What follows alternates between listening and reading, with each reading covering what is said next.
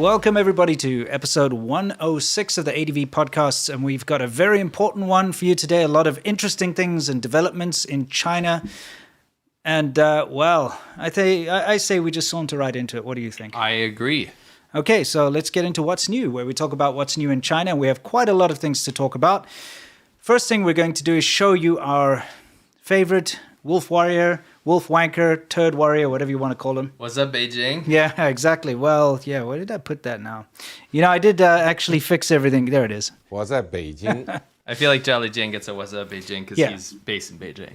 Correct. So anyway, let's take a look at our video here in the background. We're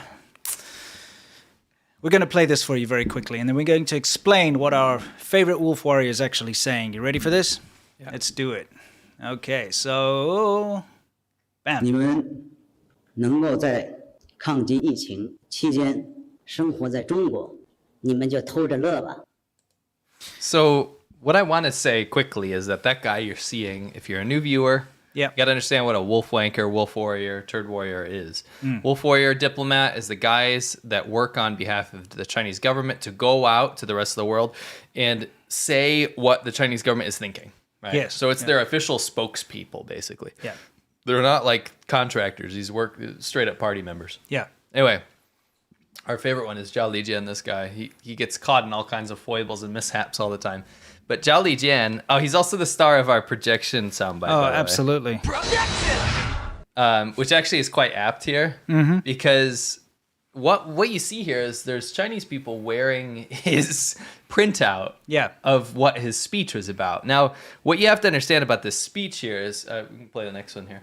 Okay. You have to understand about the speech here is it pissed off a lot of people, not only abroad, but actually mostly in China from Chinese people. They were like, get wrecked, dude. Well, especially now. Yeah. Because like he said that quite a while ago. Yeah. He was like, oh, you're having a ball. You're having a secret great time here, all you foreign journalists or whatever. Yeah, he said 偷着乐, which means like low-key having a blast. Sure. You guys are low-key having a blast here. Yeah, right? Exactly. You're lucky to be in China because we know how to control the pandemic. Right. He also made speeches to say to the Chinese public that you are blessed to be born in China because the rest of the world right now is like struggling so much. Correct. And, you know, we take the best precautions and we've beat COVID and all that kind of crap, right?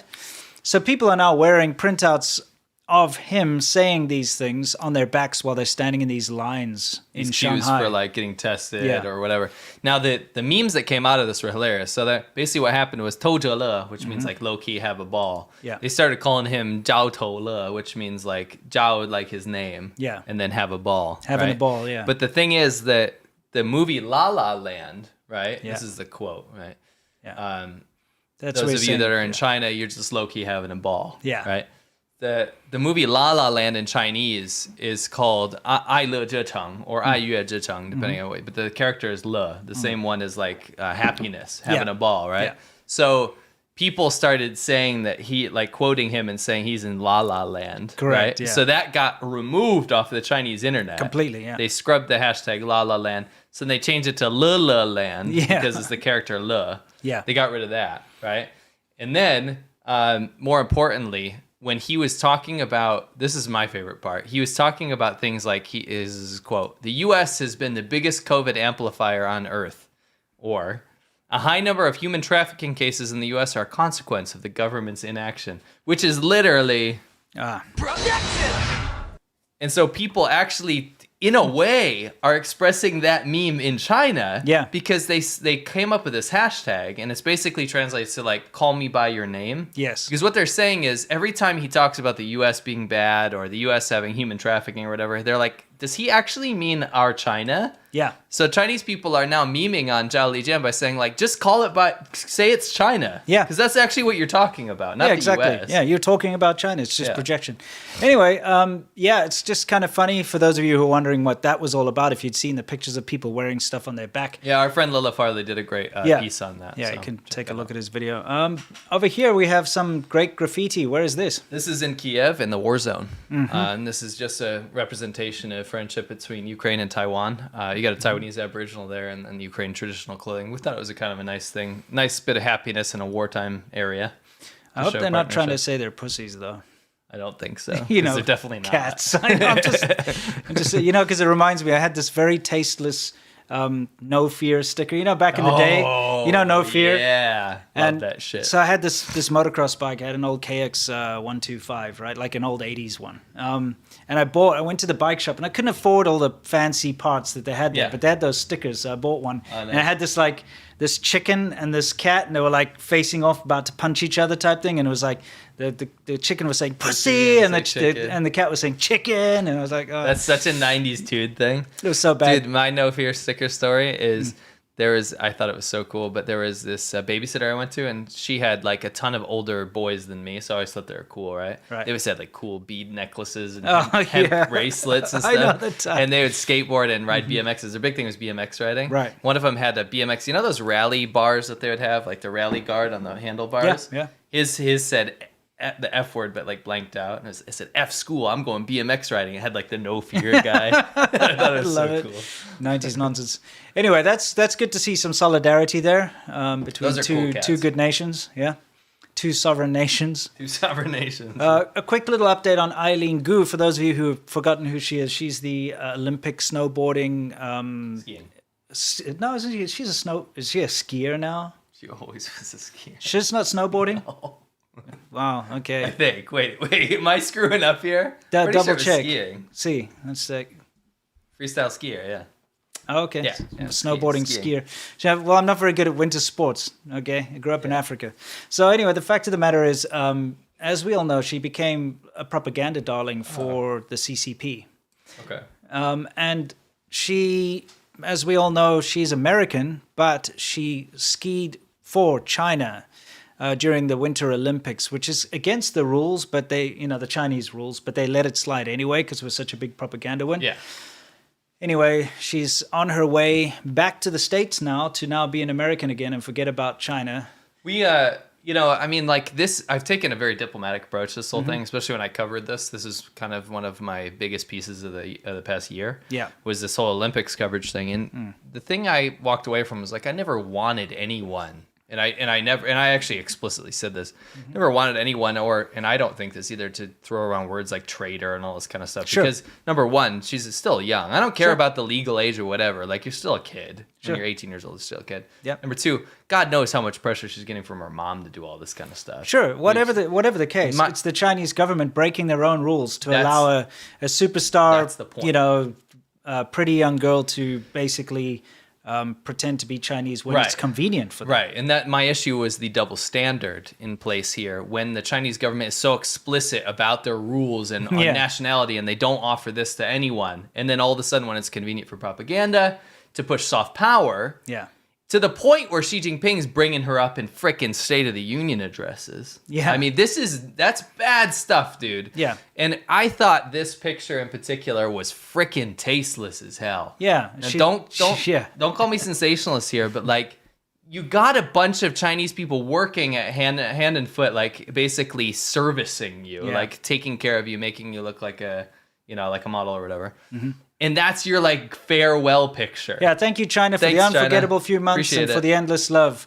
What I get from that picture is, look at all my servants, waiting hand and foot on me here. To me, it's like, it would be more like, I would want a picture if I was being diplomatic about it and I was going to leave and I knew I'm going to get heat for this. Like, I'm going back to America and stuff.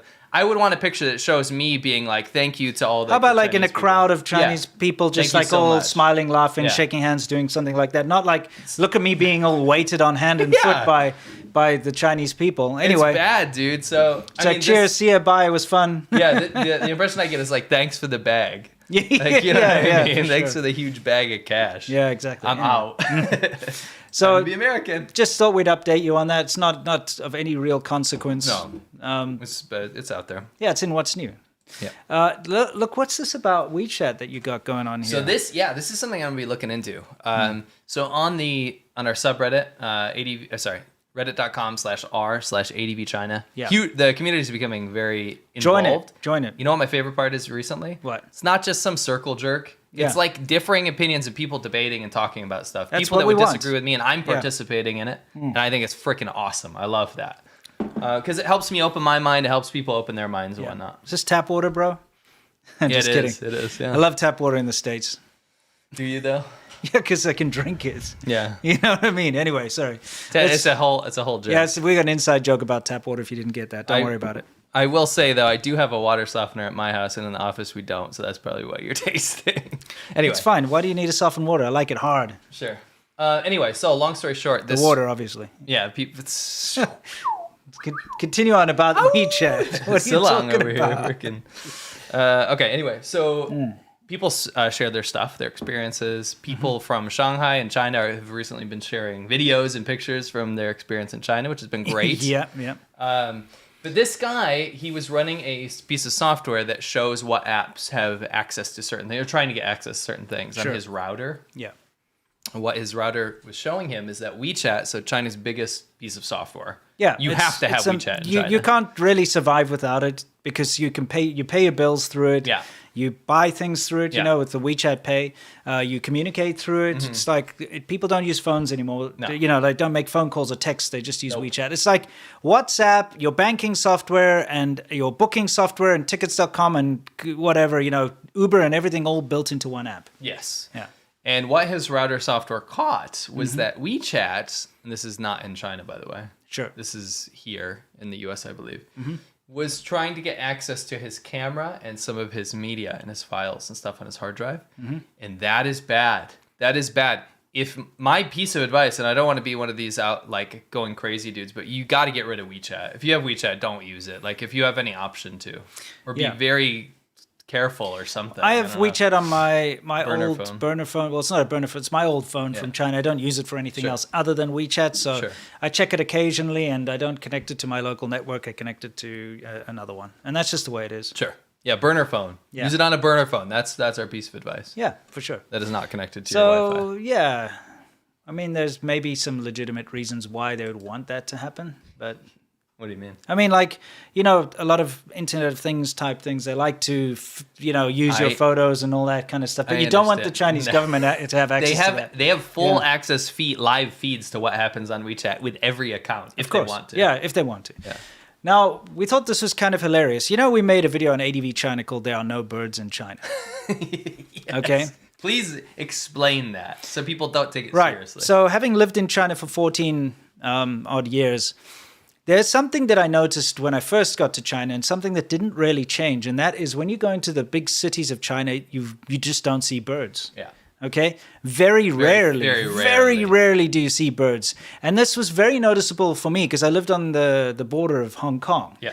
So I would leave Shenzhen, I would go into Hong Kong, and immediately you would notice bird life everywhere. Yeah. Okay, literally. They've got bird As soon sanctuaries as you cross, there. whenever I cross, I would see the birds. You'd go sit down at a restaurant or something. You'd have those little LBJs, little brown job finch things landing and eating food and people throwing, you know what I mean? Yeah. You'd see them everywhere. You cross over into Shenzhen, nothing. Nothing. You might see a stray bird that has flown in from Hong Kong by mistake somewhere, but it's like not there. It's not like you actually notice the lack of wildlife. And there's a reason for this, and that is because they get trapped and they get eaten. And I mean, I'm not making this shit up. Oh, but no, we need context. It's not like people running around grabbing birds everywhere. And it's not like people my age going to eat birds. No, and the thing is, it's a historical thing. Yeah.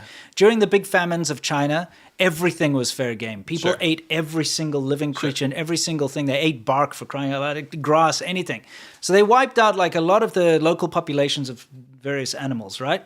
And it's slowly recuperating in certain areas. But then living in Guangdong like we did, I would ride my motorcycle out of the cities and there'd be massive bird nets up, like illegal poaching, obviously. That's what I was saying.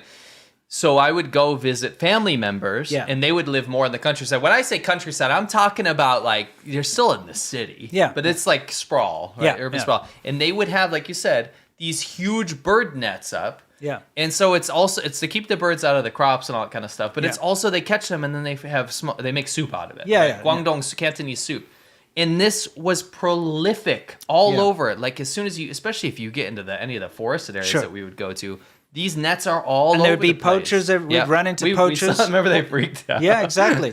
We filmed poachers. We've run into poachers. Basically, the end result is that you have very little wildlife. And I mean, I'm talking it's hard like, to find. You won't even see like lizards and the usual thing that you usually get little see. geckos, basically. Yeah, exactly. It's difficult to find wildlife and birds in general. You notice the absence of it. That's not to say that birds don't exist. No. But we think that we are responsible for this video. Well, multiple. Yeah, multiple videos. They've done a huge propaganda campaign to show the birds of China. Yeah. And it's never been a thing No. until we made this huge thing about it, right? Where we talked about, again, there's birds in China, but they're rare compared to the rest of the world. Yeah, they really are. And we're not making that up. It's just the truth. And anyone, if you live in China now or you lived in China, you probably realize that it's true if you double check and think about it. And of course, there are some different situations where they breed pigeons in Beijing, for instance. Right. That's like a hobby. Right. So you'll see tons of pigeons around there, but that's because they're being bred. Yeah, and in fact, we had a response from people. Yeah. And they're like, what are you talking about, you idiots? And they would be like a pigeon caged area where there's trained pigeons. Like, yeah, where you can feed them, it's like you pay money to feed them. It's, that's not wild birds. We're talking about actual wild birds. Anyway, so what is this exactly? This is what I came across this morning, right? Yeah. So I'm looking around on the internet and I'm like, why is there a 12-hour stream of ibises, these birds in China? It's straight up a macro shot. So God knows where this is. Like, it would be more convincing if there was like a bigger shot of this. Sure. But it's a macro shot zoomed all the way in on an ibis nest for 12 hours. 12 hours. In China. And just like a lot of the comments in the live chat were like, Taiwan is a country and stuff. It's really funny. But like 12, I like to think, because of us trolling about the no birds thing, because it made a lot of waves, that video. Sure. And it was spreading around the people still talk about it. Like, people that work in the propaganda department were talking about they're like, oh, there are no birds, and then they actually go try their best to find some. They're working directly with the propaganda department, those people. You know what I think happened here is this is the first time that an ibis has ever given birth in China in modern history that they could find. Sure. And they're like, holy shit, we got to jump on this opportunity. Wow, a real right wild ibis for the first, maybe the last time ever. We better film this and show everyone and pretend like it happens every day, Now, before you guys think that that's just a coincidence or like that's ridiculous, you have to understand the lengths that China goes to, right? I've been in places where they're literally spray painting the grass green instead of watering it because there's drought or whatever. Sure. More importantly, just play the next clip. Yeah. I mean, the lengths. Yeah, what is going on here, guys? Take a close look.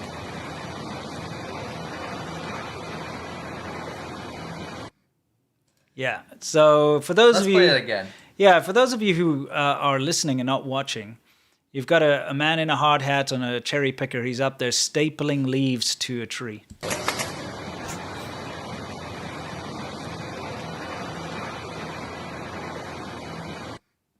Now, look, there's a couple of reasons why he could be doing that, okay? We know. Yeah, we were speculating, okay, number one, there could be a Communist Party official coming to town and they have to beautify the area. Number two, it could be a real estate project where they want to get investors in, so they have to make it look pretty. You know what I mean? So they'll do both that. are things, but the thing is, like, the party official coming in, I'll tell you what, I'll tell the story a million times, I'll tell a quick version. When I was in a taxi in Inner Mongolia, I said, why is that windmill not on, right? It was a wind turbine, power generator. And the guy, the taxi driver was just chatting to me about it. He goes, oh, they don't turn that on. I was like, turn it on, right? Yeah. And he's like, yeah, actually only when the party officials come into town, they'll actually plug it in and make it powered because actually it's just a husk, right? It's a hollow shell that they got the government money for. Yeah. And they don't actually, this specific one doesn't generate any electricity. Sure. So they turn it on when the officials come into town. And this is the kind of stuff you see. Yeah. You'll see all of a sudden, China's chaos. There's like sellers all over the street. There's people pickpockets. There's freaking motorcycles going the wrong direction on sidewalks. There's like people running around. It's crazy, right? There's gutter oil going down the side of the road. And then all of a sudden, a CCP official comes in, let's say the mayor of Guangzhou or some shit. Yeah. We'll roll into town, and there's white glove police officers on every single corner. The roads you could eat off of. Yeah, now. they're clean. They've gotten rid of all the street sailors. Yeah, right? Yeah. And all of a sudden, the law just magically works, and that's how China is. They can really mobilize everything immediately if they want to. And you see stuff like this all the time. Yeah. So anyway, we just thought that'd be kind of interesting because I don't know where else you would find people stapling fake leaves to a tree. Get ready for some hater to go find some they'll be like, well, like when they set up this one shopping mall, they put up fake trees or something. Yeah, I mean, it happens, but whatever. This is just, we're just showing you, okay? That's China. My point is the ibis thing. I love birds, by the way. Mm-hmm. The whole bird thing really always got me down in China because there's just such a lack of birds. Sure. And I really think that there's a great distinct possibility that the ibis thing was also set up. Yeah. because of the shot that it is and the nest that it's created. Again, I'm no expert on ibises or anything, and potentially it could be real, but it would be a lot more convincing if there was like an angled shot of where you could see where this was. I mean, yeah, it could be in an enclosed area. You don't know. Yeah. They could have painted the sticks and put the nest together. They staple leaves on trees. It's possible. Not saying that that's the case. Okay. No. Anyway, what's going on here? There's a bunch of, they call them dabai, which means big white, but stormtroopers basically in, this is the Los Angeles airport, LAX, right? It is. This is LAX. So this caused a hubbub on the Western internet, which is usually I'm paying attention to the Chinese internet. Sure. This caused a hubbub because the security guards there, the people there, they were freaked the F out. Yeah. Because they were like, what is going on? They didn't understand, like the American people, or I should say international tourists here. Sure. Flying in through LAX. You just stop it there for a second. Look at it. People are shifting around looking. Like, they were so concerned that there was some like nuclear spill or something because you don't see this kind of hazmat setup. Yeah. At this stage in the pandemic, we're in a position where most countries in the world are not over it. They're dealing with it in certain ways. Like we've now exited like pandemic stage in the US, right? Right. Now it's going to probably be an endemic thing. It'll be something kind of like the flu that comes in and out, right? Sure. We're not in the first variant where it's like wiping out the world, Yeah. right? People know how to deal with it. Pretty much everyone in the entire country, by the way, in America has gotten it at this point, right? Sure. It's already ripped through. We're lucky to be with a variant right now that's not too bad. Could change in the future, by the way. Yeah, it's entirely possible. But people don't see this display, right? And so when they see it, they're like, what actually is happening? And this is just protocol for the Chinese staff on the airline that they have to wear this when they go back into China. Yeah. Right? So this is in America. They're all donned in their dabai garb. And the funny thing is a lot of people saw the staff in the US, right? Because they obviously roam around LA before the next flight, right? Yeah. And they don't wear this. Oh, they don't? No, because they know that it's not a big deal. I know, but here's the thing, though. The whole narrative, as far as the Chinese Communist Party is concerned, is that COVID comes from abroad. Okay, so I feel like they would be under strict instructions to always be wearing their PPE when they're abroad. But that's the thing, is people can see the flight attendants at bars and restaurants and things like this, and they don't give a shit. Yeah, but obviously they don't let anyone know that. No, of course not. But They're probably not supposed to leave their hotel rooms or something. Yeah, they do. Yeah. We're in a free country. Yeah, I know, but it's just kind of ridiculous to see this level of nonsense. You know what I mean? Anyway. Yeah, in the U.S., right? Yeah. So there we've got the Chinese stormtroopers, the dabai, flight attendants or whatever. Yes. Just getting on the plane. It's kind of silly. All right, so that's what we have for what's new. So guys, we have a very important main segment today. And it's all about foreign forces invading Shanghai. And it's super, super, super crazy. Yeah. Yeah. It's funny and actually really worrying. Yeah, of course. Now, before we head into that, here's a word from our sponsor. This video is brought to you by Extra Wallets. Here at ADV Podcasts, it's really rare for a sponsor to step up and actually sponsor us, especially with all of the pressure from the CCP. So we were incredibly happy when a product that we actually like and use ourselves stepped up to the task. Extra wallets are classy, sophisticated, rugged, and just the right thing to change your life. Don't forget to go to shop.extra.com/ADVpodcasts. Not only are you going to get a huge discount that's already there site-wide, but if you use our link, shop.extra.com/ADVpodcasts, you'll get a further massive discount. Don't forget to support the channel and check out Extra Wallets. That's good shit. So guys, I just hit soft power because it is soft power now where we talk about, how China's trying to change your minds and all that kind of stuff. By the way, thank you very much to Extra for sponsoring us. For us to get a sponsor on this show is a huge deal. And we use their products and like it very much. So we can totally suggest and you go get yourself an Extra wallet if you want something cool. Yes. Anyway, I just want to shout out a couple of super chats here real quick. Oh, you want to do that quickly? Right. Quinn F says, very generous, by the way. Quinn F, thank you so much. Yeah. Hello, before I fall asleep, does China use pallets to move things or just manpower? And more importantly, best for Yamcha, has Winston listened to Vlad the Hypnofish Vlexer yet? No. Looking forward to the great podcast. When I work tonight, living in the fear of being found out. Okay, yeah. We'll live in the fear. You get all the sound bites. Yeah, fantastic. So anyway, pallets. Yeah, I mean, you see pallets around. You mean just moving? Yeah, but you also see. Definitely see I a think lot of he's manpower. probably referring to those stupid propaganda clips where they pass things down in a row. They don't normally do that. And Quinn is a woman's name. That's okay. Oh, Yeah. so Quinn. That's fine. Really? What about? Oh, okay. Maybe it is. It can be a man's. I've Oh, heard. yeah? Yeah. Oh, interesting. I've heard. I've only it as heard a of man. women. Interesting. Really? Yeah. I mean, Okay, never mind. We're probably both right. Probably, brother. Anyway, the fact of the matter is, manpower is in such abundance in China that you see things that usually wouldn't be done by hand is done by hand. Like, for instance, when they build manhole, you know, like the whole manhole, whatever you call that, like the tunnel. Shaft, Usually you'd get like a cast concrete set thing that you just dig the hole and then you come with like a crane and you lower it in. But in China, I've seen it often. I got footage of it where they actually just get a guy to sit there and build it out of bricks. Yeah. You know, they'll dig the hole, then he'll just get in the hole and build the shaft out of bricks. Right. Because, hey, why not? You got a guy, you need to give him a job, you know. Anyway, do we have anything else before we Oh, yeah. move Will on? Smith slapping Xi Jinping says HR 2479, 117th Congress, assessing China's presence and influence in Latin American Caribbean Act. People keep sending this. Yeah, we really have to look into We that. will. We have not really peered into that yet. Freckleface92, my ADV China goodies is coming next week. Super excited. Oh, great. Did you order merch or something? Must be, yeah, that's nice. fantastic. Thanks for that. David Brooks, you guys live near the Thomas the Tank Engine replicas are in Pennsylvania. You should take your families there one day. I didn't. If we want to terrify them. Yeah, I was going to say, I didn't really want to scare my family. But yeah, no, I remember that growing yeah. up. So, Yeah, and then let's- he says that other Congress thing. Okay. Okay. Yeah, we'll go into more Super Chats later.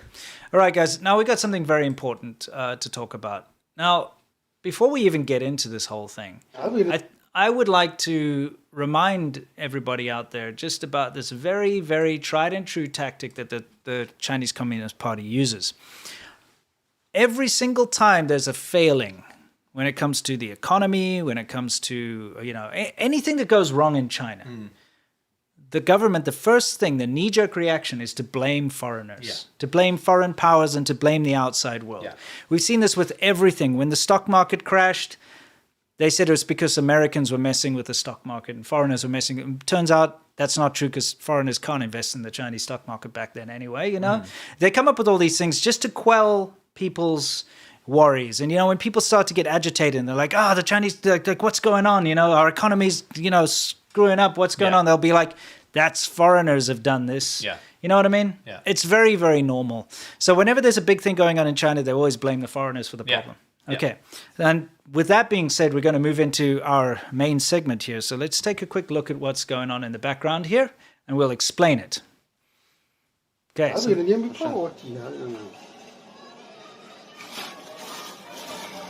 now, what you see down on the street there are some government officials. Okay, and they do this. This is what government official thing. Whenever there's Stand behind them. yeah, they have to go and stand somewhere in order to kind of be on the ground and see what's going on, right? So you've got some government officials in a Shanghai neighborhood, basically looking around. And so as a response, when people noticed that there were Shanghai officials down there, they started to bang pots and pans. You can hear in the background.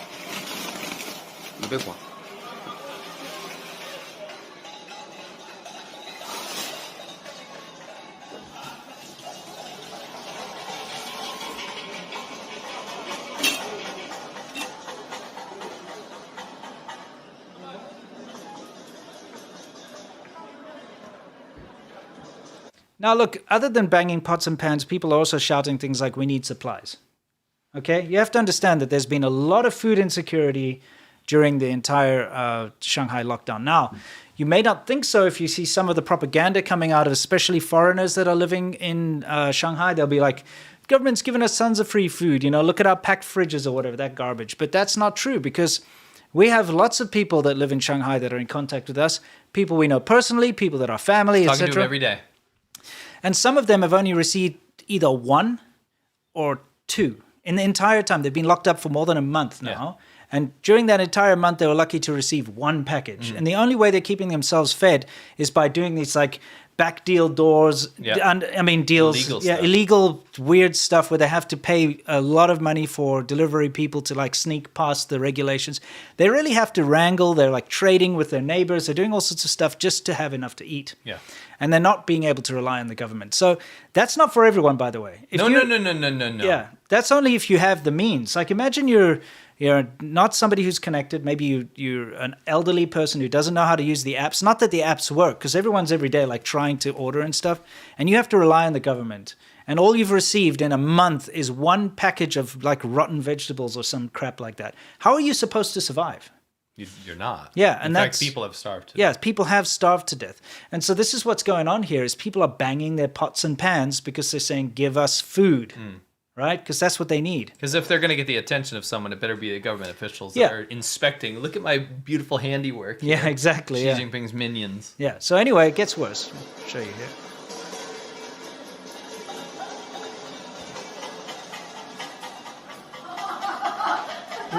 He's like, don't react. Don't show fear. Eat the rich. Yeah. So now this started to pick up. Now we'll get ourselves out the picture here. We'd like you to just take this in, all right? This is from various different compounds around Shanghai. We'd like you to watch this and just listen. 静安区大宁街道越秀民邸小区音乐节正式开始。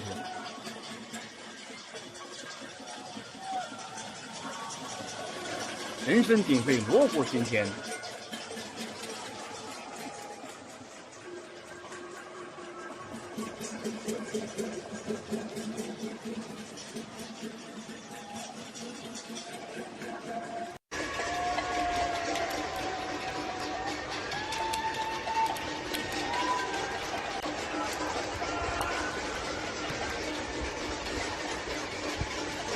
大家不满街道不发物资。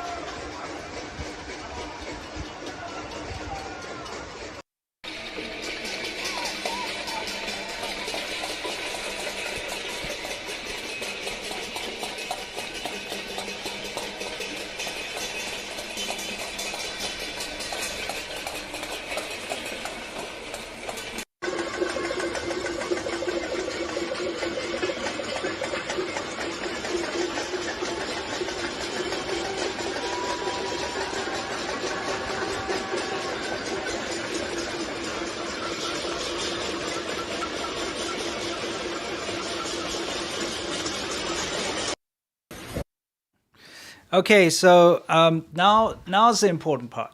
I think we all understand what's going on here. Those are a couple of clips. There are many more. It kind of just started to go around the entire city. It became almost like a revolution in a way. Yeah, people started using lasers and stuff, and they would write, like, we need supplies, and put it on the buildings. I saw people using massage machines to bang pots. You know, those kind of like... And vibrators and stuff. They've been sticking them in. Yeah, just to basically make a lot of noise. Yeah. Because people are really pissed off. They want food. So... when you starve out a populace, right? And by the way, and not to do a shill for my own video or whatever, but I talk about why this is actually happening. It's much deeper than a lot of people are letting on. Links in the description, watch that later. But what you have to understand is when you starve out a population, the central government here is so either disconnected or is doing this on purpose, right? Yeah. Which is some of the arguments I make. But when you starve them out, people get desperate. People do things for food, right? Yep, you can do almost anything. Even Chinese people have this saying that they can endure almost everything, but you can't starve them. You can't starve them, right? Yeah. So the issue is that people don't normally protest the government like what you're seeing now. And that's context that I have to get through your guys' head is that it's so out of the ordinary for a large government body to be protested in China because of how illegal it is that you don't see displays like this normally. So what do you think the government's reaction would this, be? It's not going to be that the people are dissatisfied. It's, of course...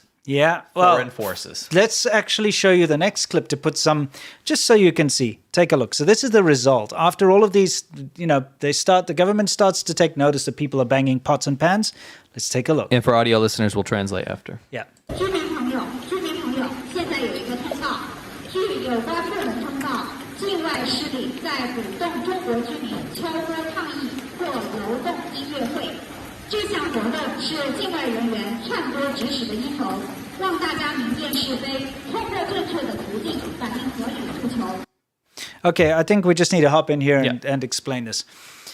So this is a loudspeaker, and you hear this in different neighborhoods. You'll have these loudspeakers set up. Yeah. Remember when we had our little shop in the village? We had the speaker right above our shop, and it was super annoying whenever they'd announce something. But it's so that the local village committee or town committee or whatever can make an announcement to people, right? What they're blaring out on this one is like, attention, we have a big announcement. Foreign forces are inciting Shanghai people to protest against the pandemic prevention and control work by organizing so-called hitting bowl music festivals.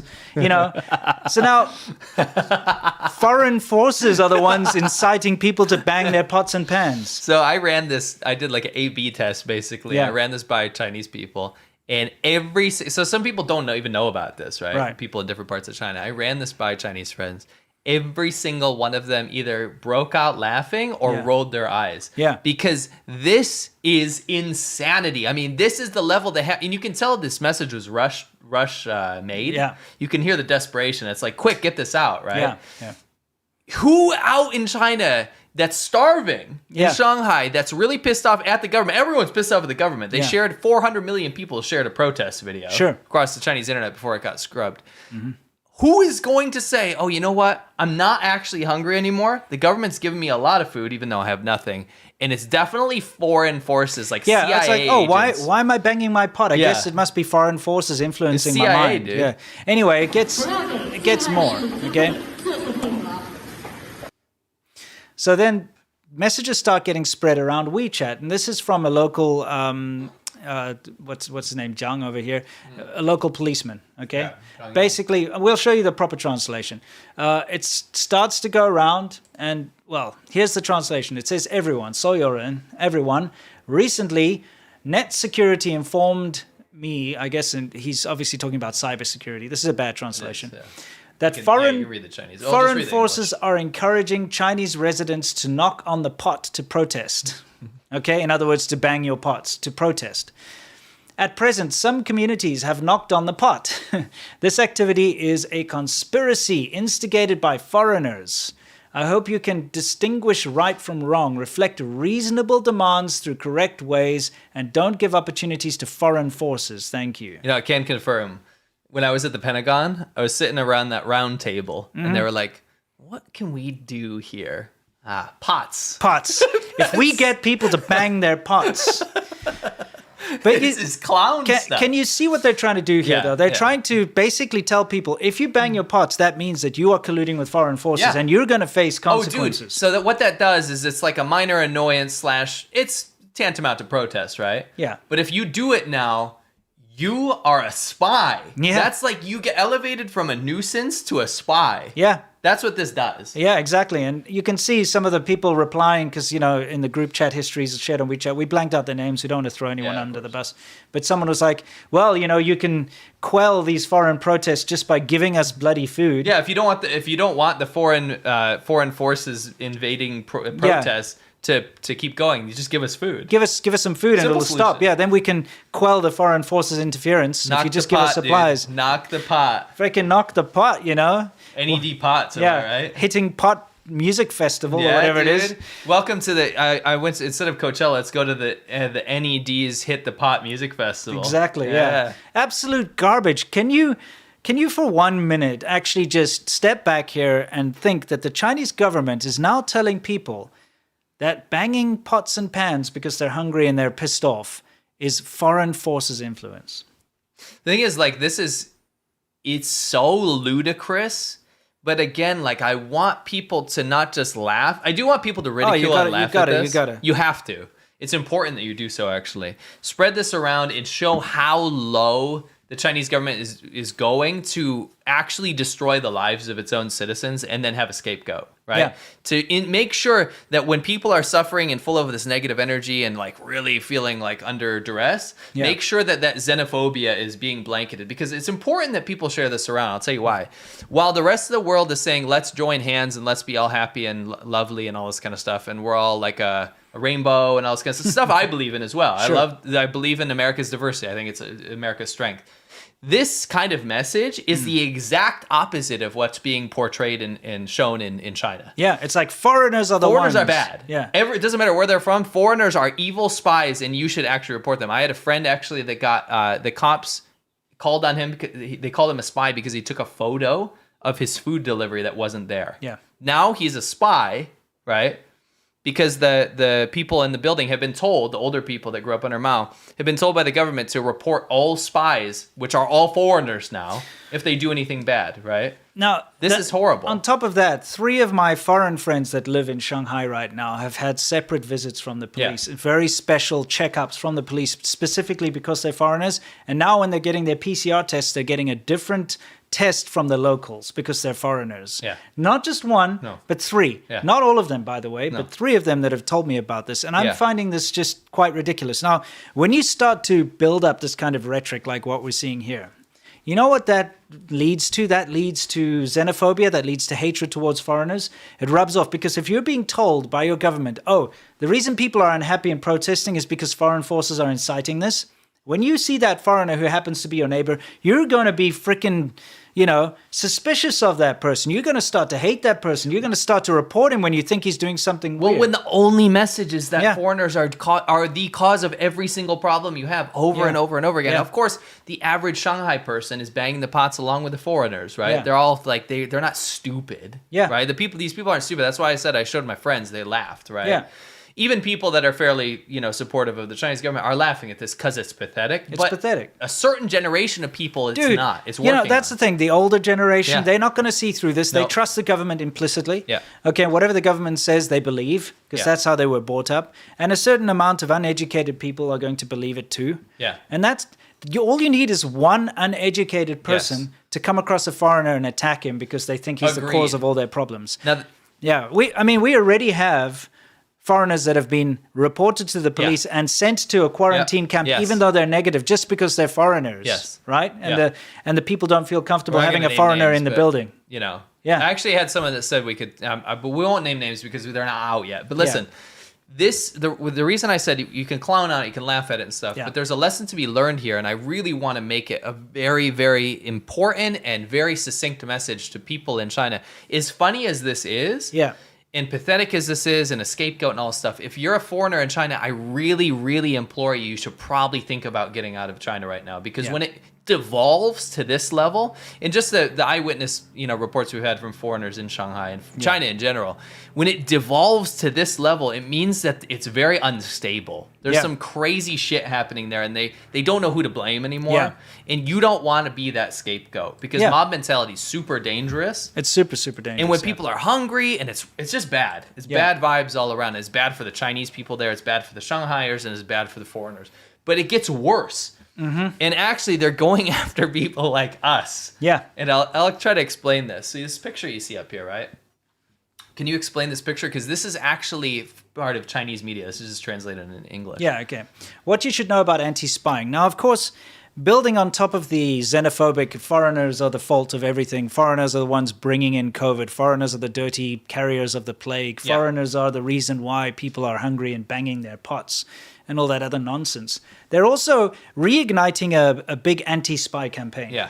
Basically saying foreigners are here to destabilize us and foreigners are here to try and, This is mess when up you're our circling China. the toilet Yeah. bowl. When your policy has failed so bad, this is the last hurrah. So this little infograph that they've got up here, it says, what you should know about anti-spying. A spy might be an intimate lover, warm-hearted people who offer you chances to earn money, an online friend with the same interests.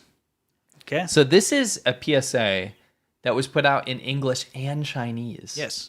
In Chinese state media. Ways overseas spies uses to incite defection.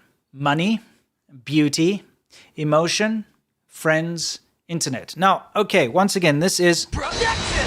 I'll tell you why it's projection. Is because the Chinese government uses these means in order to entrap people. This is their playbook. They go on the dating sites. They LinkedIn is huge. They Sorry. offer money. They offer all the things that you're seeing here. So what they're saying is like, this is how we do it. So this is probably how they do it. So And this is not speculation. People that have reached out to us, the people that have been approached in China, Yeah. because they're just English teachers or whatever, but they have a military background, or people on LinkedIn have reached out and said, why are these like Chinese, basically PLA type dudes reaching out to me on social media? It's this playbook, but this is put out by the Chinese government. Yeah. So this is what they say foreign countries are doing to Chinese people. But this is what they're doing This is to what they do to foreigners. foreign countries, yeah. So they say spies target veterans, university students and teachers, international students, military equipment enthusiasts. This is a big thing, military equipment enthusiasts, because you do get those like basically military otakus, people that love planes and guns and ships and stuff, you know. Employee of defense-related enterprise and research units. That's exactly what they do. How many times have you read about how the FBI has caught somebody who was working in this or whatever field and offered money for this or that? Dude, that's like the prime thing. Yeah. Government employees, young active internet users, right? Okay, I'll get us out of here so we can read the last bits here. Ways an overseas spy uses to steal secrets. Entry into the country. Stealing via the internet. Using technologies. As opposed to what? Paper? I don't know. Like Stealing on the spot. What is that even it supposed means like to mean? stealing files, I guess. Like just pickpocketing them out of a car or something. Yeah, building observation site. See how paranoid they are. This, again, if you just tuned in, this is Chinese state media warning Chinese people, and apparently English speakers now, about how Chinese spies are recruited by foreign countries. What is this? Oh, this is, of course. I mean, this is textbook. Yeah. Exactly what we've seen time and time again about how China tries to co-opt people. Yeah. And do you know what this context actually is? What's that? Leave this up. Okay. This is very important. Right.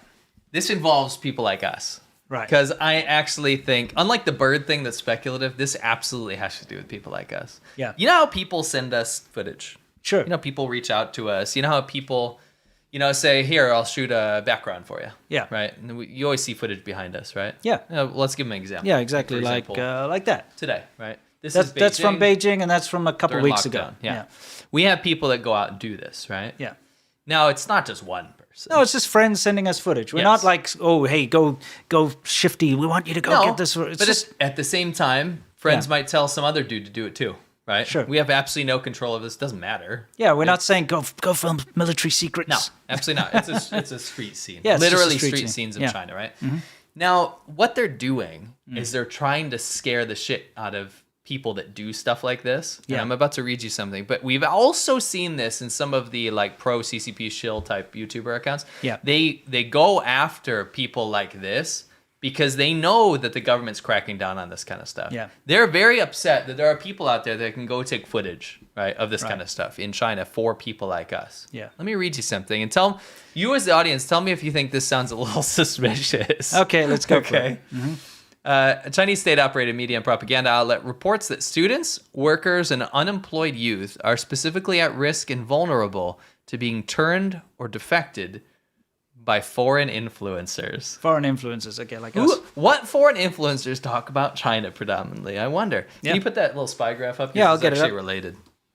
Sure. The paper cites two examples where photographers were paid by foreign entities to photograph military targets in exchange for money or gifts, right? So I scoured the internet for this, the Right. Chinese internet for this. I can't find any pictures of these people. The most recent case involves a Chinese wedding photographer who has been sentenced. By the way, for someone like doing this, like just filming like a normal thing or taking a picture, right? Sure. But a foreigner paid them or whatever. How much jail time do you think that person would get? I don't know. In China, it'll be a lot, though. Yeah. So this wedding photographer, was sentenced to 14 years in prison for the crime of endangering national security after the Chinese government found that he provided 384 photos of Chinese ships and military ports to someone overseas who he met on WeChat. Yeah. Okay, so some random dude approached some Chinese wedding photographer and said, hey, I'll give you, by the way, $6,280 to take 300 pictures of this. Correct. Right. Now, what does this sound like to you? Well, I just want to put something into perspective. Yeah, here. that's what I'm saying. You What know, does this sound like? the Chinese students keep getting caught taking photos of a specific naval base in America. It's interesting. It's always the same naval base, and it's always Chinese students. They've sentenced 3. Okay, this is a recent article. So the guy called Liu Yo Liao, who's 27 years old, was sentenced to 12 months in prison and a year of supervised release after he pleaded guilty into entering the base and taking photos and videos, et cetera, of vital military equipment, et cetera. So Chinese students, aka Chinese spies, they're being recruited as spies, actually going into a naval base, which you're not allowed, sneaking in. And for whatever reason, they keep doing it to this one naval base. So obviously it's a target for the Chinese military. Sure. They want people to go in there. Yeah, they want that. Taking photos and videos, of vital military equipment. It's not like, I'm just a tourist. I'm going to come in here and take a photo of this nuclear submarine or whatever it is. No, sneaking in there, taking photos, being caught red-handed with the photos and videos on his phone, gets sentenced to 12 months in prison. Yeah. Whereas some poor wedding photographer who went to probably go take wedding photos in front of the ship. Yeah, gets 14 years. Yeah. By the way, there's no proof of this person existing. Yeah, it could also just be fake. Now, I'll tell you what the aim of this article is after I'm done reading it. Can you put okay. It's still there. Another case that the Chinese government cites involves a student who met a foreigner using the name Han on a dating app. Oh. From March through July of 2020, the student visited military ports and bases on multiple occasions and shared those photos with Han in exchange for $1,570, as well as several gifts, including a Casio watch. Wow. What kind of a spy accepts a Casio watch as payment? What? Why would they include that? If it was a Rolex, maybe? I know, make it more believable. It's like, here, have this Casio watch. A Casio watch? It's like a $25 watch. Seriously. Maybe it was a fancy G-Shock, but those aren't even expensive. Those are $100. Yeah.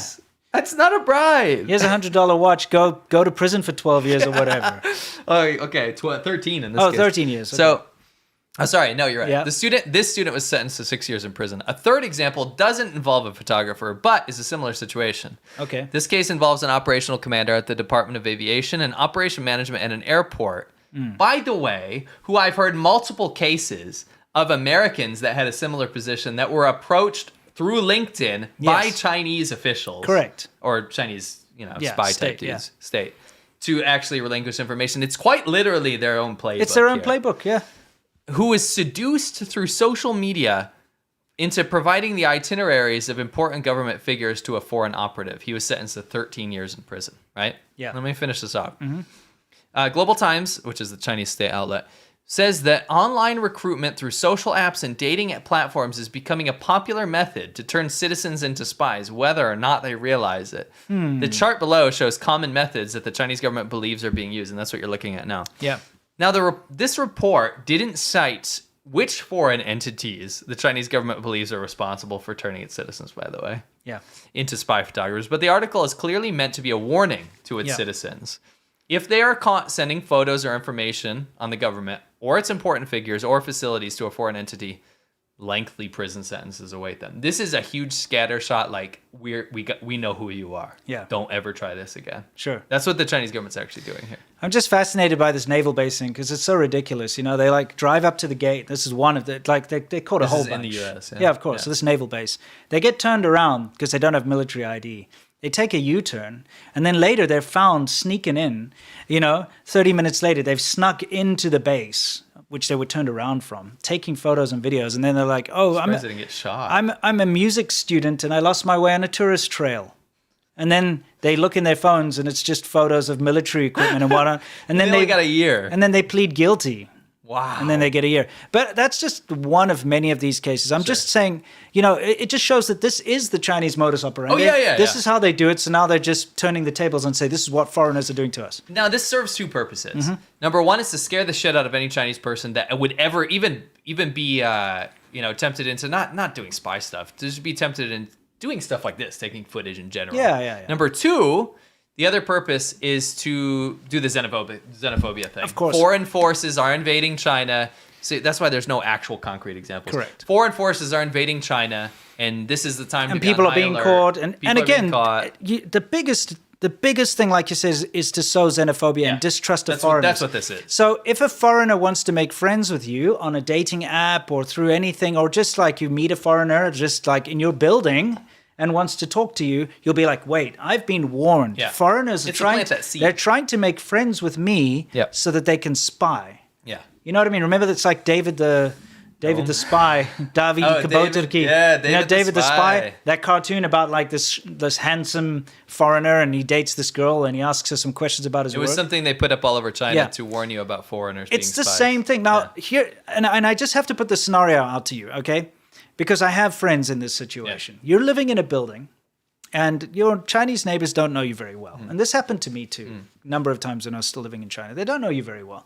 They might see you in the hall, in the elevator, you might say hi or whatever, but you're just the foreigner in the building, right? Yeah. Suddenly, the Chinese government starts putting out all these information notices about watch out for spies. Foreigners are trying to befriend you to be an intimate lover or a friend or someone who shares interests. Yeah. You saw that? It's basic stuff. So you're this Chinese person and you're sitting down playing Chinese chess or something, and this foreigner comes up because he happens to be like a Sinophile or whatever, and he's like, hey, dude's from England. Yeah, can you teach me about chess? Or he's like, I also play chess. Can we play together? What are you going to think in your mind? He's like, oh, this guy's probably a spy. He wants to get to know me. You know, it just creates this disgusting xenophobic rat culture. You know, this whole like rat your neighbor out thing, and like this foreigner's probably bad. I better tell my government about it. Don't trust him. Sure. Creates a very unhealthy environment for foreigners to live in. Picture this. Dude's like, hey, I heard you playing piano. I also play piano. Yeah. You know, you guys become friends. You start playing piano together. You go over there. He comes over to your house. You guys are best buddies now, right? Yeah, you go play basketball on the weekends and stuff. Yeah. All of a sudden, Mr. Vanilla Face McDonald's, foreigner dude, busts out a Casio watch. Oh, yeah. You're in trouble. Oh, you're in massive trouble. It's like, hey, listen, you're a friend of mine. I want you to have this G-Shock. Right. And he's like, oh, but I'll take the calculator one. Yeah, that's what I'd take. Yeah. But yeah, I mean, it's just a horrible situation. Yeah. And the Chinese government is doing this on purpose. They want to sow distrust towards foreigners to take the blame and deflect away from their shortcomings that they're going through at the moment. Yeah, agreed. Yeah. So, a couple of super chats. That's our main soft power hour. We're going to move on to Wu Mao Corner. We've got a pretty good one for you. Yes. We've got a great one for you. Just hang on. And expect to see more of this. I just want to cap this up by saying, again, if you're a foreigner in China, I would probably try to leave at this point. And also, Xi Jinping has made it his mission. It's like to hate foreigners and be xenophobic. That's policy of the country now. Like, and we filmed and probably going to release tomorrow our ADVChina. We talked about this at length about the whole foreigner thing. But you know, you have to understand that if you're living in a country where the actions of somebody who has the same skin color as you, like let's just say one foreigner says, "Screw the Chinese government, I hate it here," and then he leaves, right? Yeah. If that's going to negatively impact you just because you share the same skin color as him, not even the same country. No. Why are you in a country that discriminates and is so Actually, to be fair, racist? but not even the same skin color, just being a foreigner. Just a foreigner. Yeah. Why would the actions of another individual foreigner have anything to do with you? Why would you live in a country that's going to make that their modus operandi? Yeah. Right. You got to be careful. Are. Yeah. Anyway, some super chats. Yeah. David Brooks. We have Thomas in North Wales in Llangollen. Oh, interesting. What's that mean? A lot of Thomas the Tank Engine. Chat. Oh, Thomas the Tank Engine. Yeah, I think I can. Will Smith with some more house laws. HR 1272.1. David Brooks. Why is there so much Thomas the Tank Engine? I have no idea. This is like a dog whistle or something. Yeah, it's weird. Their names are Yongbao and Hongmei. I thought you would like to know. Okay. And I miss Ringo Starr's narration. Oh, apparently Thomas the Tank has Chinese trains now. Interesting. Makes sense. Free speech reporter. I'm not against that. No. Huh? Be my merman. Stop. Yes. Okay. Ultima Spark, even more pernicious than the Wu Mao and Little Pinks, are those who support the CCP, or at least don't oppose them, out of misguided sense of guilt and saviorism or sheer spite, usually for the West. Yes, Chinese government's not the one to bet on right now, guys. It is not the horse to bet on. You know who the only people that are supporting the lockdown in Shanghai right now, the zero COVID policy, who are vocally out there supporting it, are those foreign shills that live in China. They're the only people that are out there. Oh yeah, like Chinese people are not in support of this. No, they're not. It's only the foreign shills. Yeah. It shows you how like immoral they are. Wicked gross. Yeah. It gives me super gross vibes. Yeah. Because when you have Chinese people being like, well, yeah, you know what? We can all band together and say, screw this. Yeah. They're like, no, it's fine. We'll show you more later. Yeah, actually. yeah. David Lopan says, when it comes to the pandemic, the CCP can't seem to lock it down. Are they not trying hard enough? Actually, watch my newest video today. Yes, it's a good one. that It's a looks very fun. good explanation. I suggest everybody go bookmark CMOOC's you. video. It's down in the description. We'll get into yours later as well. Yeah, David Brooks, if the shills were caught doing something highly illegal, would the CCP arrest them or cover up their crimes of how important they are to them? The shills? It depends. Yeah. I think the shills have a lot less job security than they think they do. Absolutely. China steamrolls people and gets rid of them as soon as they're useless. We've seen that with like Gu sisters and stuff like that. As soon as they're exposed, they just kick them out to pasture. Yeah. The same would happen to anyone working for the Chinese propaganda department. David Brooks, did you have times where you're fed up with Chinese food? Depends. Of course. Definitely in some of the rural areas. No, people dude, eat like, similar come on. How things. many times were we like complaining? Like, I just want a frickin' sandwich. Sure, like a of nice, course. crisp, clean sandwich. course, of like course. you've got so much diversity in Chinese food, and it's awesome. The cuisine is amazing, but like you do get tired of it. And you know what? It happens the opposite. Here in Yeah, America, it's big like, time. okay, what do we got? Oh, pizza, pasta, this and that, and the next thing, and eventually you're like, you know, diversity, but I really want this Chinese food. I kind of want to have some Chinese food tonight. You know what I'm saying? Absolutely so agree. It's Goes just both ways. Yeah, it's both ways. Okay, we'll keep going. Okay, we're going to hit our Wumao corner, guys, and we've got a pretty funny one for you today. So first of all, we're going to start out with somebody named Liu Xin. I don't know if you guys know who Liu Xin is. Explain. Okay, The Liu Xin- Xin master. You've Yeah. been in dialogue with her on Twitter. Yeah, I have. Liu Xin is the host of The Point and what is it, Headline Busters It or doesn't something? matter. Or whatever. She's Fake just a media. massive... as far as English-speaking propaganda is concerned, she's like the matriarch. Yeah. Okay, she hosts a show called The Point. On Chinese media.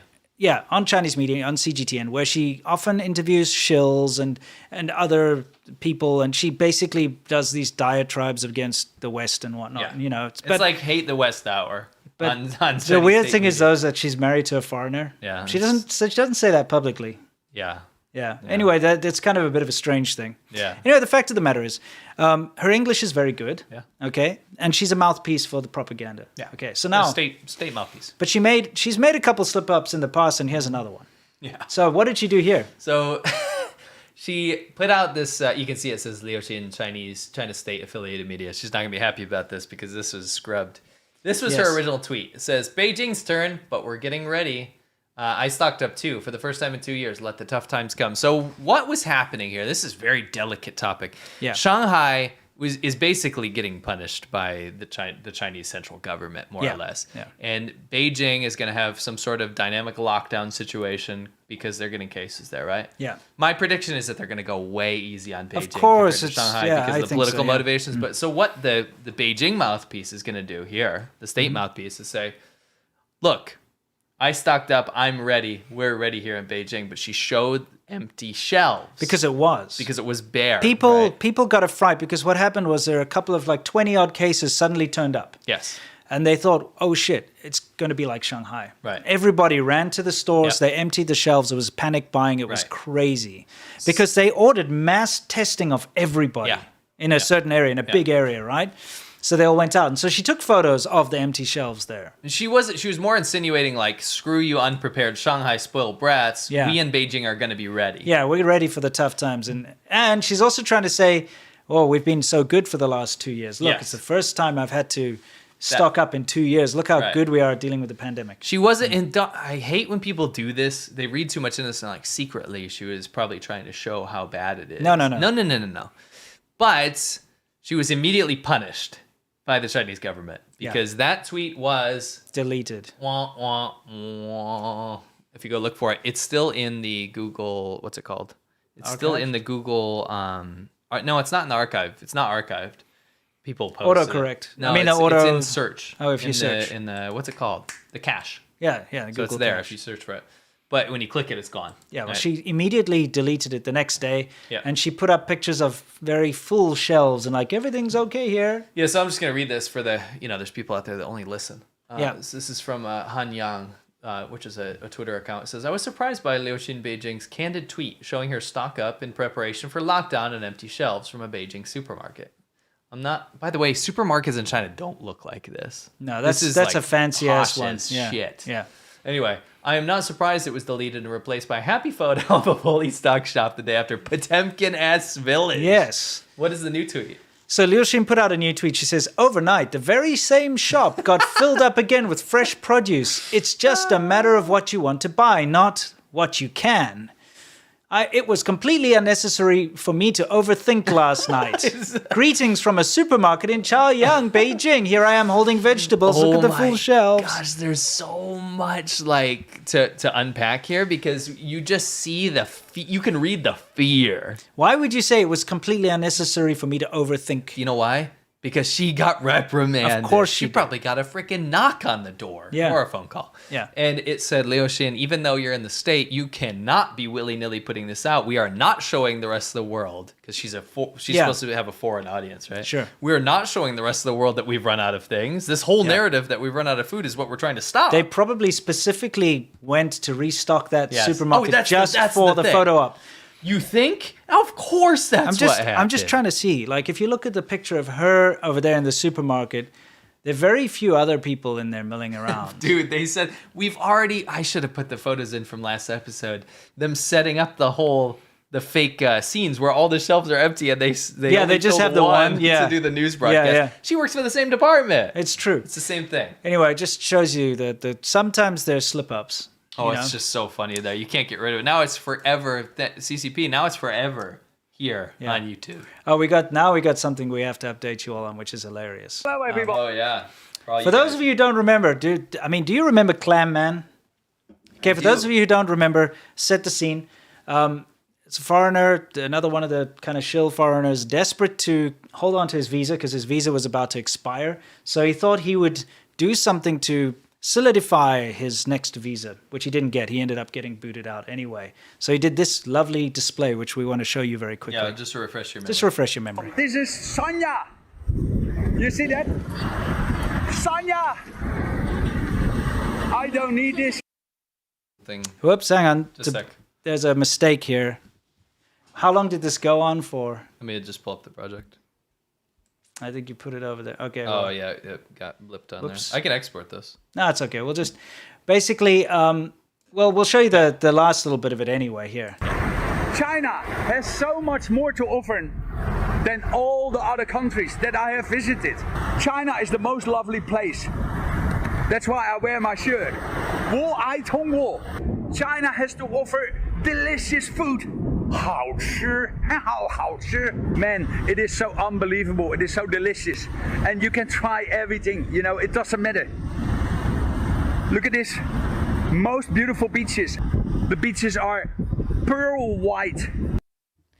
Well, actually, we ran a swatch program to double check his claim of pearl white. Turns out it's more of a I don't know, butternut squash whiskey orange, really. Yeah, if you want the hex code, it's hashtag C59B78. Just if you want to go to Home Depot and get that paint code. Yeah, it's not pearl white, though. No.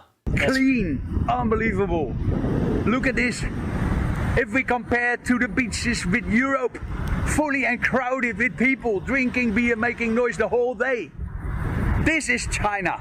I had to tell this because I love China. 我爱中国. Okay, so you missed out. The most important part was unfortunately overridden, where he says like, "I love Clam Man." Yeah, he says why Hanan? He's trying to say why Hainan, but he says Hanan, which means clam man technically. Technically. So did you put the little thing? did, yeah. Okay, let's take a look at the little thing. 我爱中国，看好漂亮，看好好吃。我爱海南。 Okay. So Clam Man has been solidified, and I'll tell you why. Why are we playing this? Yeah, why? And you know what? I got a little bit of some sound bites now. So now we have. 我爱海南。 And I've also got. 我是中国。 And I also got. 好吃，看好好吃。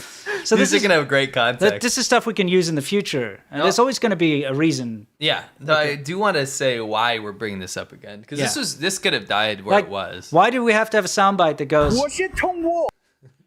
I shoot pets. He's trying to say 我在中国, but he says 我是中国. I don't understand why that's so far off. I think it was just in the heat of the moment. He's like, I have to say something, and he muddled his words. The Hanan heat got to him. The Clam Man. Yeah, the Clam Man. 我爱海南。 So let me explain why this could have died.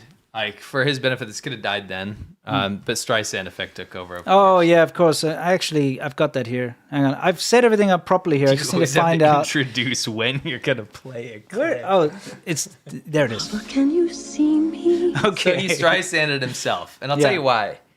It turned out he copyright struck our video. Yeah. And I'm not talking about like he gets a little revenue sharing or something. He struck and removed the video. Yeah, because you can do that. You can. In YouTube, if somebody uses your video, but it has to, there's certain there's laws. rules. Yeah. Like the rules are, if somebody just like, for instance, downloads your entire video and just re-uploads it to their channel and then makes money off of it, you can't do that. No. Okay? But if you use clips of someone's video, especially on YouTube, it falls under fair use. Yeah. Okay? And there's countless lawsuits that have proved that this is Sure. the case. And now it's part of it. You cannot copyright strike someone if they've used your little clips of your video And then putting, changed it. whatever, commentary and added Transitive things or and whatever. whatever. Transformative. Transformative. Dude, and the thing is, how many people have used our videos in the past we don't go to after attack it. us? And that's why you don't see this anymore. People Yeah. don't do this anymore because you will lose, right? Yeah. So what this is, and we want to explain this. He did this. Yeah. He literally couldn't take the heat. By the way, this is on his channel, so I don't know if he's so embarrassed of it. Why is it still up? Yeah. So he put this out there, and then he went and copyright struck our video, which removed the whole video.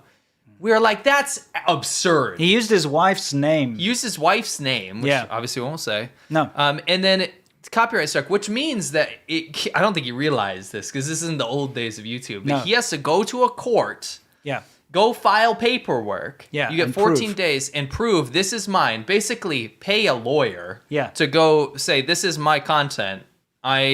Somebody stole it and is violating my And copyright. I have copyright over and I this have and copyright also. over this, which none of that's true. No.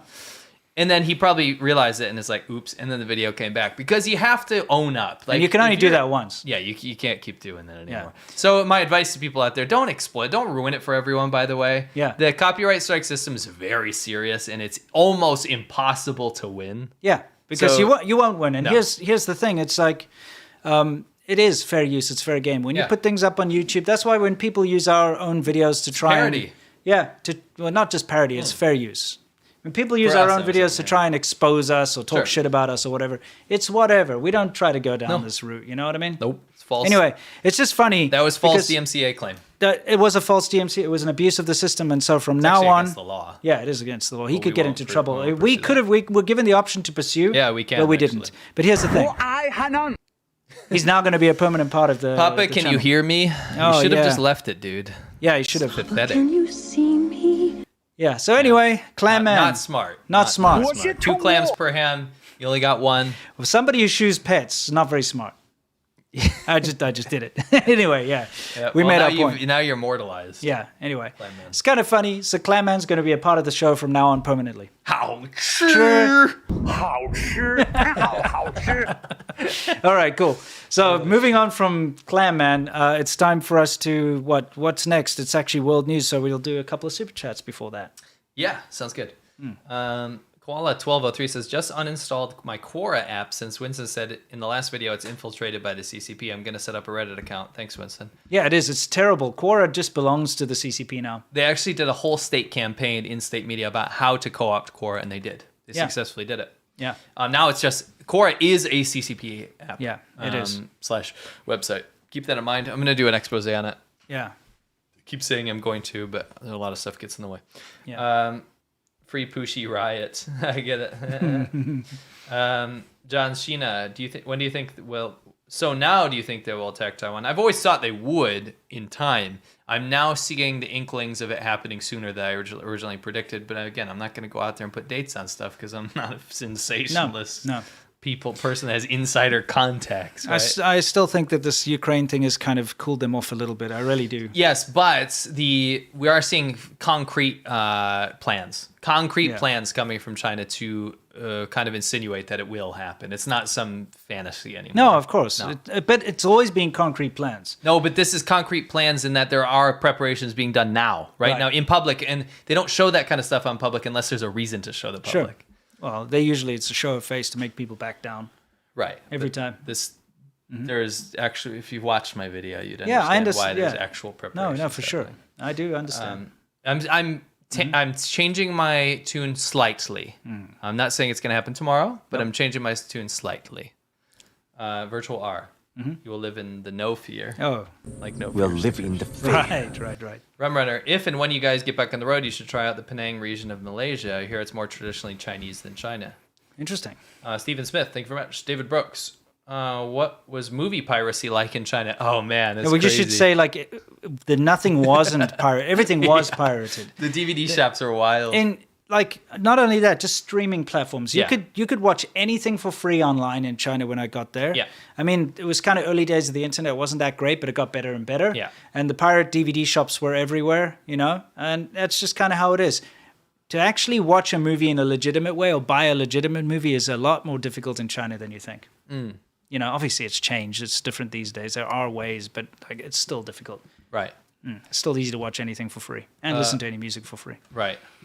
Jerry Huang, ironic how Eileen Gu advocates for BLM and then said nothing about the discrimination of Africans in Guangzhou during the COVID-19 pandemic. Talk about pathetic hypocrisy and double standards. Look, I agree, but that you understand that it wouldn't be in her best interest to do that. Yeah, of course not. That in her Right, best it's- interest is to just praise China and be Yeah. the face That's how you make money. of China's Right. propaganda, Right. China's better than America. That's why I surf for them or ski or whatever. Surfboard, what the hell is it? Ski. Freestyle ski jump for them or whatever. Is he a ski jumper or just a skier? Freestyle skier. Okay. All right. What does she do? She skis. What's a freestyle? Does that mean you could do anything? You just like lift You do your one leg tricks. up and okay, all do right. tricks. I'm sorry, I'm really bad at this. Rick, JK, thank you very much. David Lopan, why haven't you guys visited the Wing Kong Exchange yet? I'd like to show you my Yeti.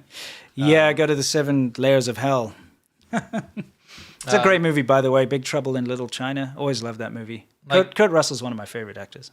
Yeah, Mike Brown. I did get that book. I have not read it yet, though. Asvalon, love you and thank you for your many years of effort. What is your opinion on Imperial China and whether you consider it was generally better than CCP ruled China? Both have dark periods and tyrants, but in general, awful, horrible. Awful. This is not like CCP worse than everything else. China's run in dynasties and it's run on violence and territorial claims and its expansionism and all that kind of stuff. And the thing about that is that the CCP, just because it's modern, doesn't mean it's like worse than the old times, right? It's just that China could have liberalized. The worst part about the CCP is how they utterly destroyed their history. Yes. Whereas the other dynasties, they kind of still allowed a lot of this stuff to exist. Anyway, it's just kind of like a new dynasty anyway. Yes, absolutely. The CCP is just a shiny label on old dynastical oppression. Let's hit world news. Yeah, Okay, so it's world news, guys, or world view, where we talk about what's happening in the world, specifically with regards to China. We're starting off on a little bit of a dour note over here. I've been asked by many people to verify this story. It's a South African teacher. Her name is Norma. And she was found dead in her Shanghai apartment. She wasn't answering her phones. One of her friends and her family was trying to get a hold of her. There's speculation she starved to death. There's speculation, all things like this. We don't know. Sure. We don't actually know. She's originally from Port Elizabeth, which is now called Quebec. It's a Xhosa word. And I believe she's Xhosa as well. And it's just awful to see. And for those of you asking me to verify it, it is true. She did die in Shanghai. Sure. She's been there since 2017. It's horrible. The details are scarce. She was an English teacher, and she was working in Shanghai, and she was found dead in her apartment. And you know what? That's all we know. And when we know more, I'll let you know. Yeah. For those of you who are curious.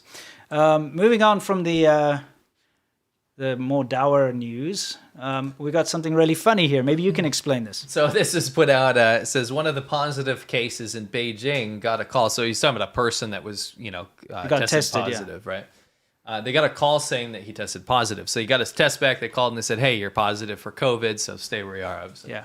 But he thought it was a scam because in China, scams are prolific, especially telephone scams. Of course. So he went to the police station to go report it, and now the police station is in lockdown too.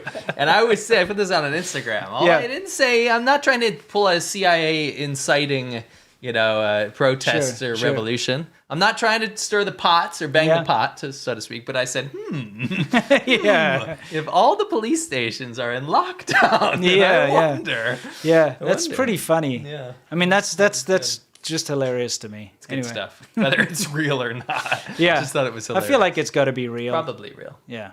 Because it's Beijing. People still aren't locked down. Yeah.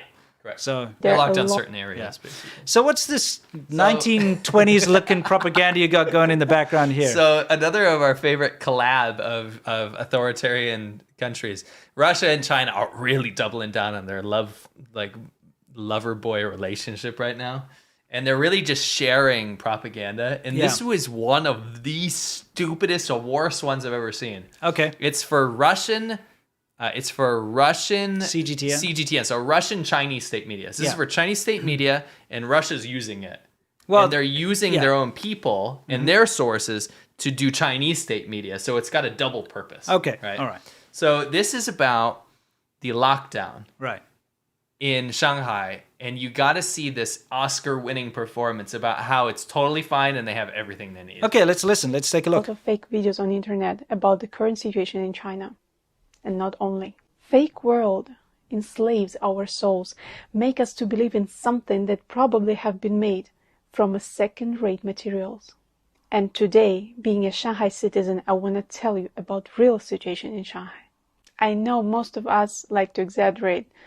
Let's say for some people, for not having eggs to eat makes it a huge problem. But I think there are some times we don't have to be so picky about the food. Here in Shanghai, I have been locked up in my housing estate for almost 1 month.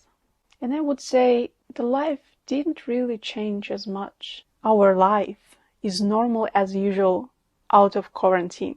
Everyone who lives in my housing estate gets their supplies from the government, and I'm being very objective about this. If I have some problems or questions, I just go to ask my landlord for help. And also, for all supplies that I'm getting from the government, I have to make a plan how to use them. So, as I said, people like to exaggerate a lot and see one-time bad thing instead of many, many good things. As for supplies, we are all in times for some needs. Yes, we cannot leave our housing estate. Most of the shops are closed, but that's why it calls quarantine, not a vacation in Hawaii. We get the most essential supplies from the government almost every week. And also we have some small stores in our housing estate area. They usually replenish the stock with veggies, fruits, meat, everything to don't make you starve. Also, they're good managing with antigen tests, which allows everyone to do the test at home and monitor your own health without any extra help from the doctors. Life is still going on, and with the government and each other support we can make through this quarantine. It's just a matter of time. And today, being a Shanghai... So, by the way, Yeah, I sorry. know something about this. Yeah. She did it for a Casio. Oh, she did it for a Casio. So, number one, I just wanted to throw this in here before we get into what she's actually talking about. I wanted to fix it because, like you said, I get like pilgrim ass vibes. it's so 1920s. Yeah, like, what's or the like sepia looking film? So I fixed it. Yeah, you fixed it like this. And today, being a Shanghai citizen, I want to tell you about real situation in Shanghai. I know most of us like to exaggerate. Let's say for some people, for not Anyway, having eggs enough to of that. Sorry, ma'am. Your Model T Ford has just pulled out outside. You know, like what's going on? Should we put on the gramophone? Listen to the wireless. A lockdown, you say? Yeah, it's like come on. This just in. Anyway, this is the worst. I can say out of all of the like shill propaganda stuff, the worst quality one I've ever seen. It's so unbelievable. Yeah, it's like I am being very objective about this. Everything is great. We have food. This isn't a vacation. Yeah, exactly. Like it wasn't. There was. she says our life hasn't changed at all despite being locked in and not getting food. So wait, did you just sit in your house and not have a stable food supply before this happened? Apparently that's how Russia is. Yeah. Now, listen, the reason I think this is so outlandish is that it's so on the nose. Like the other shills from like Western countries, they'll be like, I got food. I don't know what the hell you're talking about. Fake news. And it's like a quick thing, right? This is like a 4-minute, like, they look give at us the camera. Fruits and vegetables. They give us everything. Life is great. Why are you believing this weird, deceptive propaganda? Yeah. It's like straight mainline, like in your veins propaganda. Yeah, it's too on the nose. There's no nuance. Yeah, no nuance at all. Yeah, thank God. Loved it. Yeah. So yeah. Hashtag I did it for the Casio. Now we have something else that we wanted to show you here. Yeah. And this is kind of interesting. This is a French guy freaking out. Okay. In lockdown. Yeah. So he managed to sort of escape, and he's shouting that he wants to die and he wants to kill himself and all that kind of nonsense.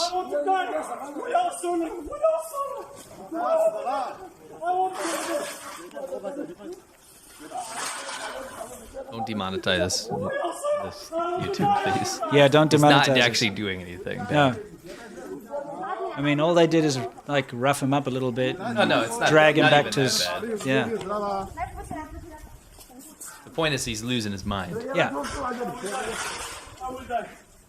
Foreigners aren't used to like showing coup, you know what I mean? That means to suffer. Yeah. Eat bitter. To show coup. Anyway, you get the idea. So the guy basically has lost his mind, ran outside, he's going crazy. Probably stir crazy from being stuck inside, and he managed to escape. They kind of grabbed him and wrestled him to the ground and took him off. This isn't about police. There's no police brutality. Or No, anything. no. We're talking about the mental anguish that people are going through. Now, this is the weird thing. A day after this incident, because this video kind of went viral around on WeChat and all that. People obviously shared it with us. Yeah. And it was a day after this that my friend started to get visited by the police to check up on all the foreigners. Just to make sure. Yeah. Right. Yeah. At dual purposes, like, we're here for you. We're here for you. Yeah, it's like you're not planning to. You're not gonna go out there and make this look bad, are you? Yeah, exactly. 'Cause this is really bad PR. Imagine this turn this into a freaking tourist ad for China. Yeah. Yeah, I mean, because the guy doesn't look like he's having a good time. No, he's crying. Yeah. He's super. It is sad, dude. The dude's freaking lonely as hell. He's been locked up for a month. Everyone else has too. Look at the Chinese people. The Chinese people, the thing is, a lot of people are more used to oppression, which is horrible to say, but they're better at it. They're better at oppression because, like, the government is an oppressive force. Yeah. Come from a free country, you're going to get treated with the same sort of oppression in dire situations like this with the lockdown. Yeah. Not used to it. Right. That's the thing. If you come from a first world developed country, it's probably the first time in his life he's ever been told you may not leave your house. You may not go anywhere. You actually are a prisoner now. Right. And there's nothing you can do about it. Because, like, I mean, if you're in the UK or whatever, yeah, they had lockdowns and stuff, but you can go like, oh, screw the Queen, or, you know, do crap and like, you bloody coppers can't come in here and give me, you know, all this nonsense. You can go and do that. Yeah. You can cause a fuss. You can do what you want, and you can get support from not only the local other people, but the government. And at the end of the day, you have some kind of recourse. In China, you don't. No. I do want to say that this actually ties into what we're talking about, the foreign forces thing. This has had a very interesting effect where the Chinese people, despite all the xenophobic stuff, and this is why you're seeing an amp up of xenophobic stuff through the state media, is because Chinese people can absolutely sympathize with this guy, and they're coming together being like, we are all in this together. And not like, we're in this together, we're going to get through COVID. Yeah. We're in this together, F the government. Sure. And they're actually coming together and being like, there's a lot of mutual sympathy there. Yeah. That's why the government's really amping up this rhetoric. Yeah, and again, it's to deflect away from what they've been doing. Yeah. You know, it's an awful situation that's happening here. So yeah, that was a video that went viral, and you know, it's horrible. Now this is a bit more hilarious. A bunch of aunties, IEs. Now you got to watch out. In China, the strongest people are not the Communist Party or the soldiers. It's the IEs. Okay, it's these middle-aged, like dumpy-looking women, 55 to 70, always wearing kind of like these black pants and some kind of a floral, you know, jackety-looking shirt thing or short whatever. Hair. Yeah, short hair, whatever. Sometimes Permed puffy. hair. Don't mess with them. Okay, they have no compassion, and they have they will. Dude, they grew up in Mao's Red China. They're a bad bunch basically. You don't want to get on their bad side. So they broke into the local committee, like Communist Party committee area of this Shaochu, which is a neighborhood basically, right? Because there are people that are hungry, starving, and not being getting food. They broke in, and look what they're going on about. Look. We didn't show any of the violence. They're No. destroying vegetables.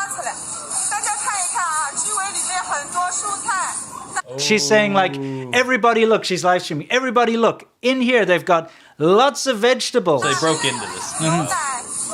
Lots of rice.